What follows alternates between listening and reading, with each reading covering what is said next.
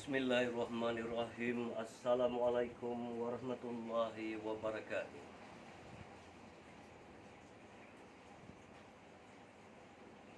Terpanggil untuk aku nukilkan video ini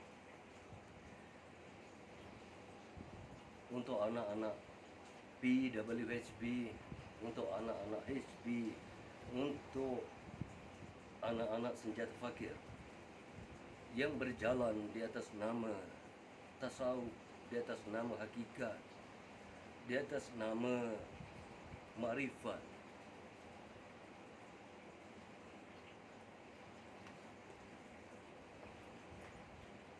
Sebenarnya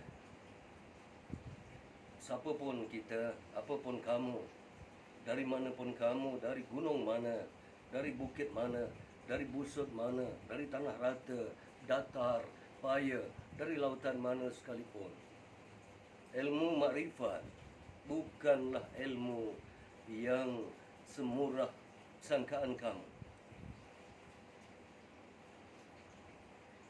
Aku perhatikan lama dari hal beberapa orang yang mengaku ahli makrifat, yang mengaku berjalan di dalam ilmu-ilmu takrikat, hakikat dan makrifat,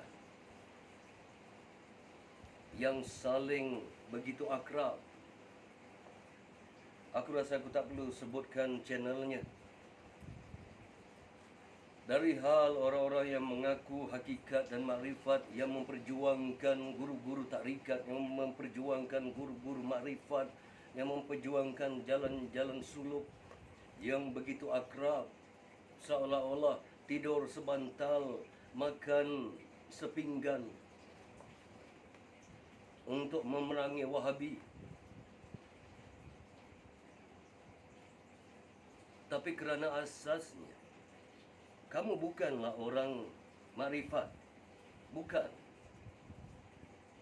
Aku bercakap jauh dari sudut hatiku dan aku katakan bahawa kamu bukanlah orang-orang makrifat, kecuali orang yang mengaku-akui kamu orang-orang makrifat. Pada seluruh PWHB, pada seluruh HB, pada seluruh yang bawa jalan kerohanian di dalam senjata fakir, aku nasihatkan kalian, jangan kamu ambil sehuruf pun dari ilmu orang-orang yang mengaku makrifat, sedangkan mereka tidak mengerjakan solat yang fardu di atas setiap umat Islam. Jangan kamu ambil walaupun satu huruf. Ini kan satu ayat, ini kan surah dan juzuk. Jangan kamu ambil, betapa hebat pun ilmunya. Apa yang mengagumkan sebenarnya adalah apabila orang-orang tauhid dan makrifat yang mengaku makrifat itu berbangga dan bersumpah dengan nama Allah bahawa beliau tidak mengerjakan solat, dan merasa bangga dengan pengakuan itu, dengan katanya dia tidak hipokrit, dia tidak solat dan dia katakan dia tidak solat. Alangkah hinanya Islam ini, alangkah hinanya menjadi orang Islam, orang mukmin yang sekaligus sebenarnya menghina syariat Islam, menghina apa yang sudah Nabi dan Allah itu fardukan, yang mana sesuatu itu termasuk di dalam rukun. Maka dengan bangganya mengatakan bahawa beliau tidak solat. Wallahi, beliau tidak mengerjakan solat. Jadi, makrifat apa lagi yang hendak kamu ajarkan kepada umat jika kamu sendiri tidak mengerjakan solat 5 waktu itu, solat yang difardukan di atas kamu? Makrifat apa lagi yang hendak kamu bincangkan, yang hendak kamu ajarkan? Jadi pada seluruh umat, pada seluruh khususnya PWHB, HB, senjata fakir, aku haramkan satu pun ilmu dari orang yang mengaku tidak mengerjakan solat dan berbangga dengan pengakuan tidak mengerjakan solat. Aku haramkan apapun ilmu yang kamu ambil dari mereka walaupun satu huruf. Dan jika kalian belajar dengan orang-orang yang berbangga tidak mengerjakan solat, maka kalian terkeluar dari jalan PWHB, terkeluar dari jalan HB, terkeluar dari ilmu-ilmu senjata fakir. Kamu terkeluar dan kamu tidak lagi duduk di dalam gelanggang yang mana aku adalah yang bertanggungjawab memimpin kamu. Adalah satu kebodohan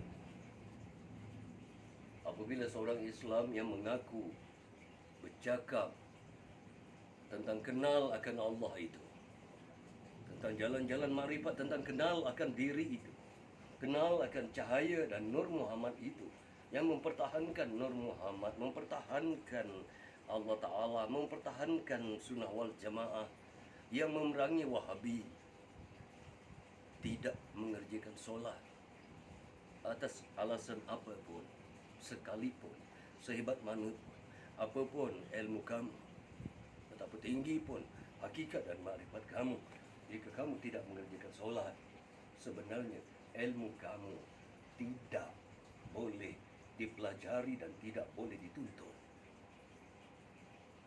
Selesai.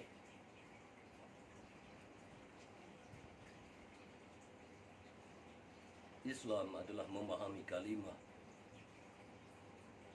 La ilaha illallah Muhammad Rasulullah, memahami akar, cabang, dahan, ranting, pohon, buah, dan benihnya.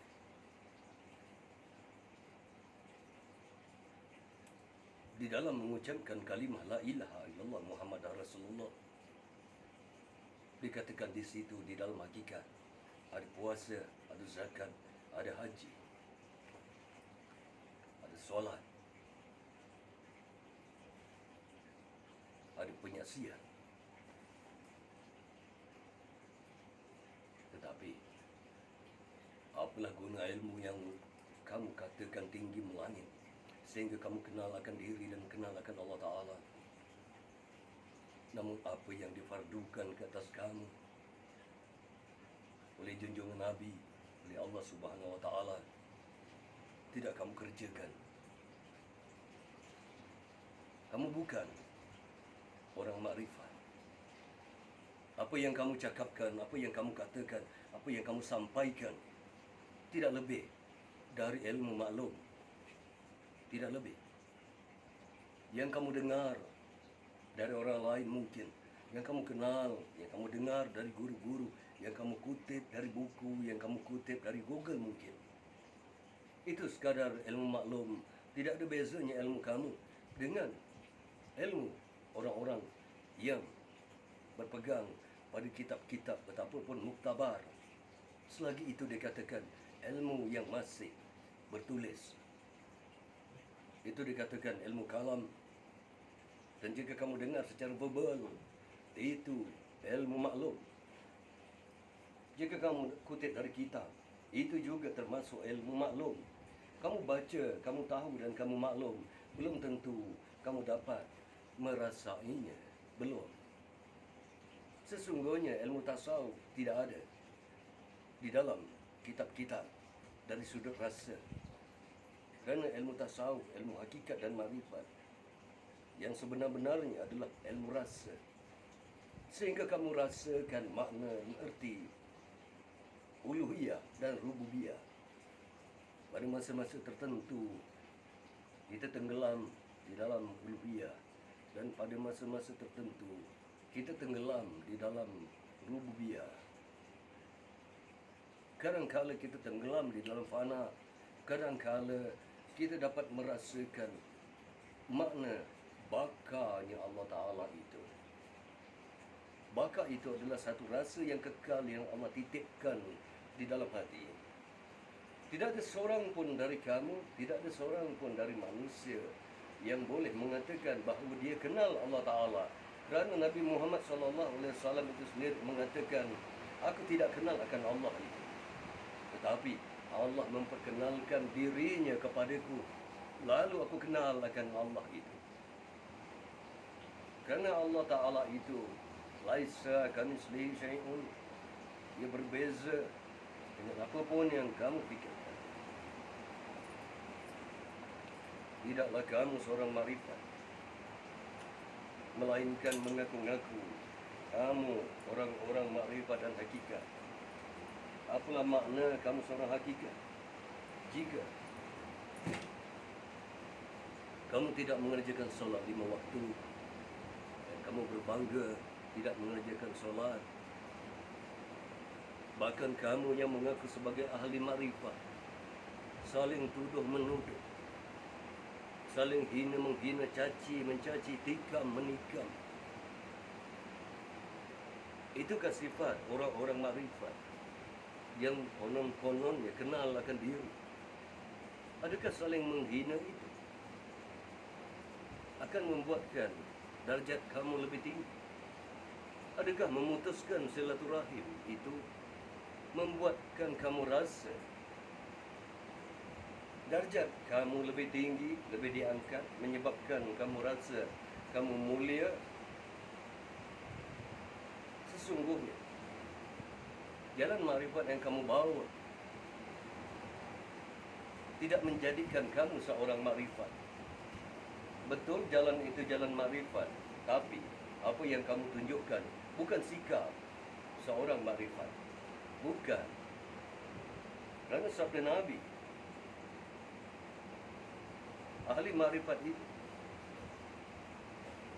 makrifat itu apa yang dimakrifatnya? Hendaklah kamu makrifat semula kepada syariat kamu, kepada amal ibadat kamu, kepada takrikat kamu, dan kepada hakikat kamu. Hendaklah kamu memandang ke bawah. Sudah betulkah syariat kamu? Sudah betulkah hakikat kamu? Sudah betulkah takrikat kamu? Kerana makrifat adalah muhasabah pada diri. Kerana dikatakan Allah itu beserta dengan kamu, beserta dengan kita. Maka yang nak dimuhasabah adalah diri. Bukan muhasabah orang lain, mencari kesalahan orang lain, merendahkan orang lain, mentertawakan orang lain, menghina orang lain sehingga menyentuh perkara-perkara peribadi orang lain, menyebabkan kamu mulia. Rasulullah tidak pernah menghina kepribadian orang lain. Tidak pernah. Apalah mulianya kamu sehingga kamu rasa kamu layak untuk menghina kepribadian orang lain, pekerjaan orang lain? Bahkan kamu saling menikam sama sendiri yang sebelumnya begitu akrab, yang konon-konon makan sepinggan, tidur sebantal, sama-sama berpeluk-pelukan di Gunung Jerai. Siapapun kamu, apapun kamu, apa yang kamu tunjukkan?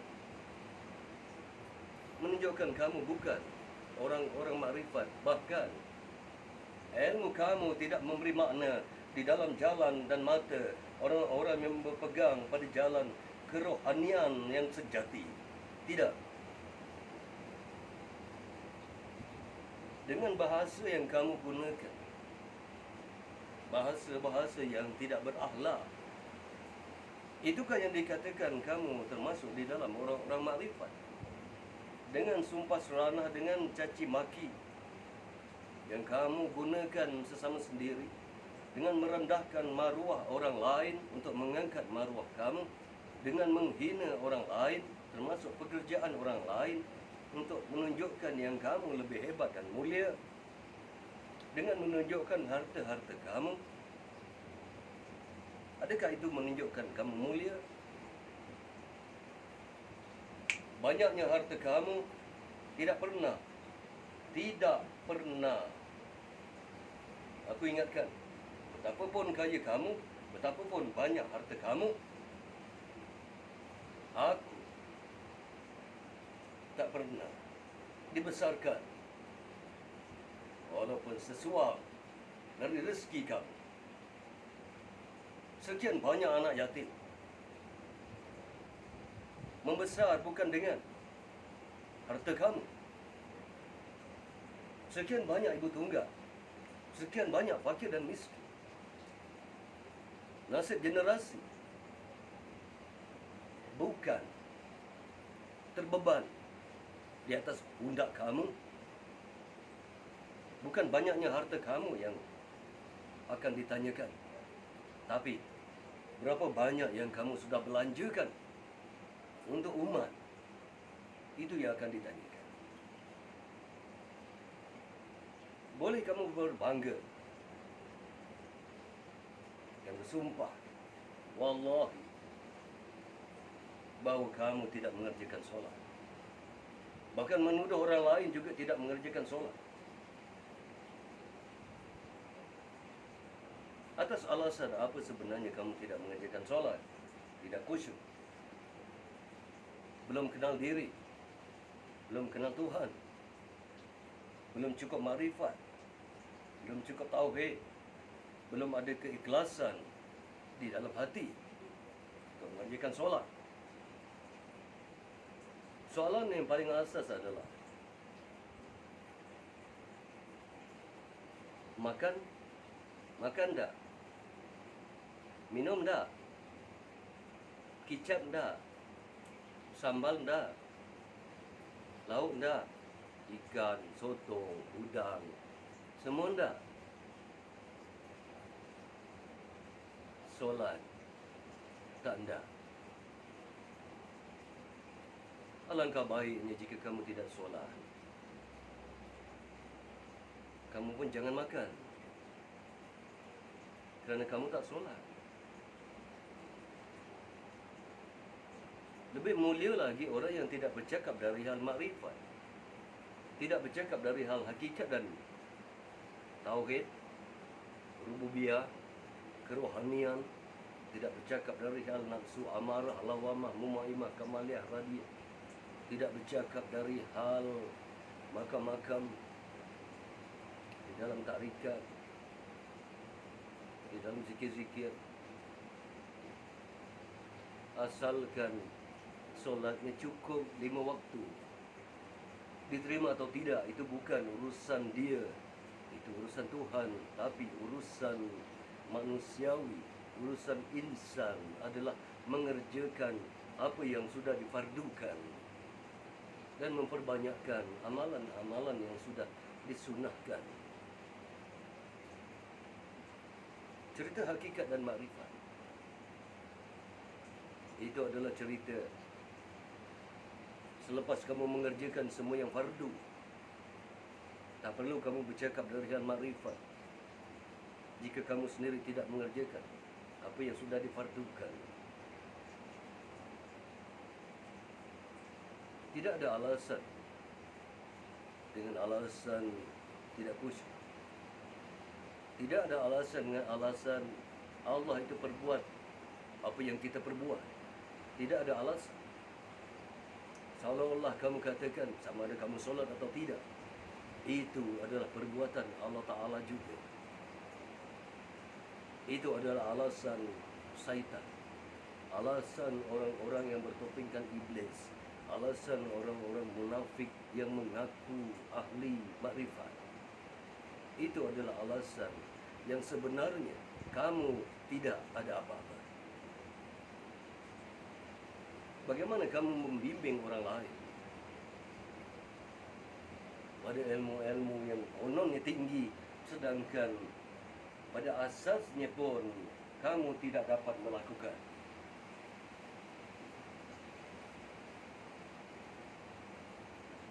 Asas sesuatu perkara di dalam Islam itu, apabila tiang tidak ada, tak perlu kamu bercakap pasal bumbung, pasal lantai, pasal dinding.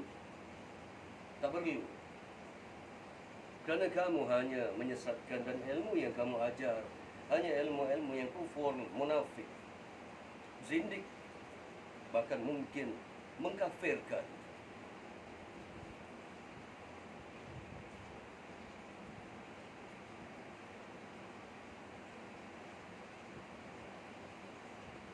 Terlalu banyak alasan. Bukan terlalu banyak alasan untuk mengerjakan solat, terlalu banyak alasan untuk tidak mengerjakan solat.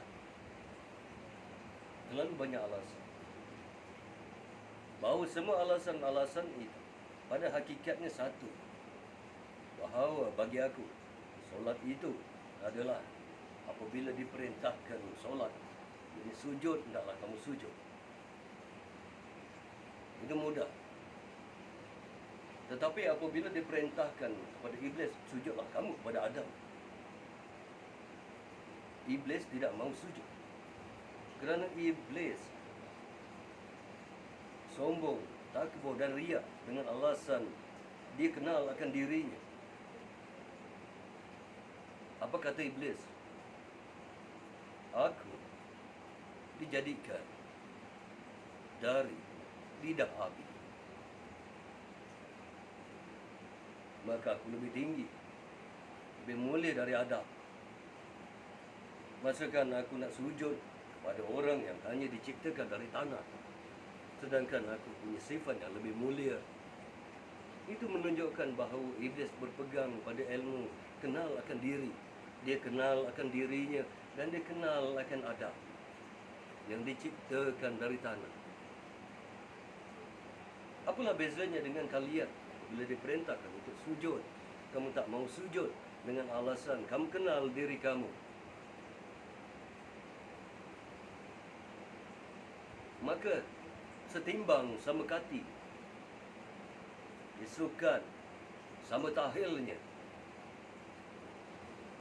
Ilmu yang kamu bawa adalah ilmu iblis, ilmu syaitan. Ilmu yang mana jika makrifat itu hanya menjadikan kamu makin riak, makin ujub, makin sombong dan tidak mau sujud kepada Allah Ta'ala dengan alasan ilmu, dengan alasan kenal diri, dengan alasan tidak khusyuk, dan dengan banyak alasan lagi. Semua itu adalah alasan-alasan yang menjurus kepada sifat iblis. Aku sedikit pun tak heran, aku sedikit pun tak pandang orang yang mengaku makrifat, kerana asas makrifat itu adalah melihat pada syariatnya, melihat kepada ilmunya, perkataan dan perbuatannya. Jika perkataannya tidak selaras dengan perbuatan, apalah guna kamu kenal hingga 7 petala langit? Apalah guna kamu mencari Allah sehingga jumpa? Apalah guna jika solat itu pun tak mampu kamu perbuat?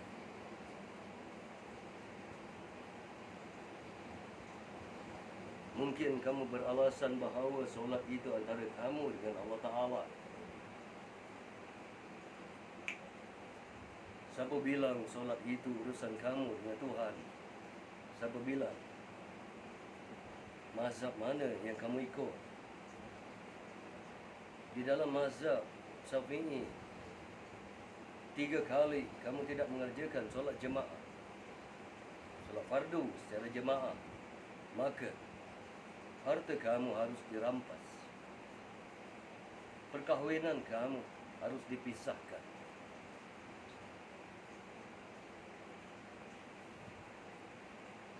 Dan harta benda kamu, termasuk rumah kamu, dibakar. Kamu berbangga dengan kamu berpegang pada mazhab Syafi'i, berpegang pada sunnah wal jamaah.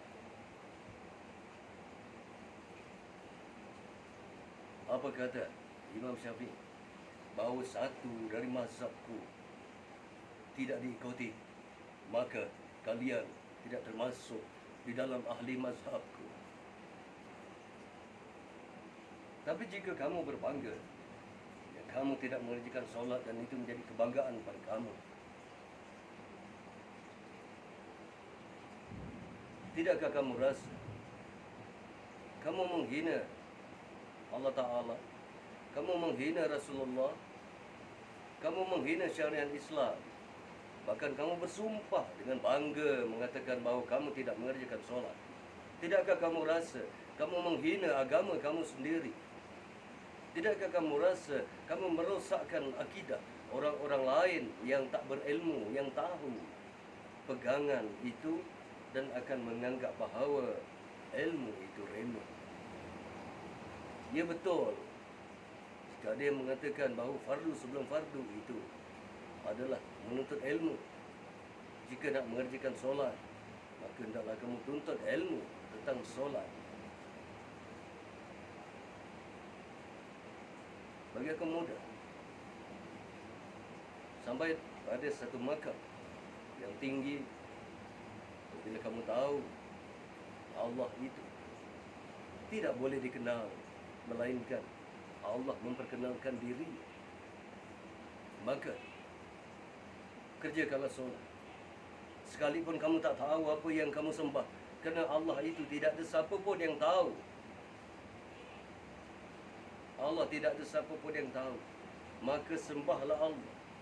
Sekalipun kamu tidak tahu, kerana Allah itu penghujungnya adalah la haula wala quwata illa billah illal azim. Tidak ada siapa pun yang tahu. Baiklah, selepasnya aku akan sambung siri 2 di dalam Tauhid dan Makrifat. Dan aku ingatkan pada seluruh anak-anak PWHB dan HB, tinggalkan ahli-ahli yang makrifat yang mengaku mereka adalah orang-orang makrifat, sedangkan mereka saling caci mencaci, maki memaki, saling merendahkan, saling menikam, saling menjatuhkan. Maka tinggalkan. Haram bagiku menuntut ilmu sekalipun sehuruf dari mereka, kerana mereka meremehkan solat, mereka tidak mengerjakan solat. Maka tinggalkan mereka, kerana jalan makrifat dan tasawuf tidak memerlukan orang-orang yang musyrik, kufur, lagi ingkar. Betapapun hebat ilmu kamu, betapapun kamu kata kamu kenal akan Allah Ta'ala itu, aku lebih memuji orang yang tidak kenal akan Allah itu, tetapi mengerjakan apa yang Allah fardukan. Lebih baik tak punya makrifat yang baik, asalkan kamu adalah ahli syariat yang baik. Kerana apabila kamu amalkan apa yang Allah fardukan pada kamu, apa yang kamu diberitahu oleh mak bapak kamu, Allah akan ajarkan apa yang kamu tak tahu. Maka perbetulkan syariat kamu. Tidak ada jalan di dalam takrifat dengan meninggalkan syariat. Tidak ada jalan di dalam hakikat dengan meninggalkan syariat. Tidak ada orang-orang makrifat yang meninggalkan syariat. Tidak ada. Aku tak pernah jumpa orang yang berbangga tidak mengerjakan solat di dalam jalan-jalan hakikat lagi makrifat. Bahkan mereka adalah orang-orang yang zuhud, yang tawadu, yang penuh istiqamah, yang bercakap secara sederhana, yang merahsiakan dari hal rahsia sir dia dengan Allah Ta'ala. Tapi yang ditunjukkan adalah jalan-jalan yang sudah diajarkan oleh baginda, yakni Islam, hukum dan rukunnya. Kerana Islam itu adalah nasihat menasihati. Di dalam syariat itu, di dalam fiqh itu ada nasihat. Kerana Islam itu diajarkan bukan sahaja dengan lidah dan perkataan, tetapi juga dengan perbuatan. Jika kamu sendiri tidak mengerjakan solat, bagaimana kamu nak ajarkan jalan-jalan makrifat? Sedangkan pada asasnya sahaja kamu sudah terjun ke lombong. Jadi pada siapa-siapa yang nak belajar tasawuf, hakikat dan makrifat, carilah guru yang mursyid, bukan musyrik. Carilah. Carilah guru-guru yang berpegang, yang tidak meninggalkan syariat, tidak meninggalkan rukun-rukun, apa yang difardukan. Tidak pernah yang fardu itu menjadi sunat. Tak pernah. Tak Tak perlu kamu bercakap hingga tinggi melangit, hingga 7 petala langit, 7 petala bumi. Tak perlu kamu bercakap tentang surga dan neraka. Tak perlu kamu bercakap tentang azab kubur. Tidak perlu. Kerana sebenarnya, jika disuruh mengerjakan solat, setiap kali mengerjakan solat, kamu sudah rasa bahawa kamu tidak dapat tenang semasa mengerjakan solat. Seolah-olah kamu sudah duduk di dalam neraka Jahannam waktu-waktu kamu mengerjakan solat. Kerana itu, kamu tidak mengerjakan solat dan kamu berikan berbagai-bagai alasan untuk seolah-olah yang kamu tidak solat itu betul, kamu tidak solat itu benar, bahawa itu perbuatan Allah Ta'ala.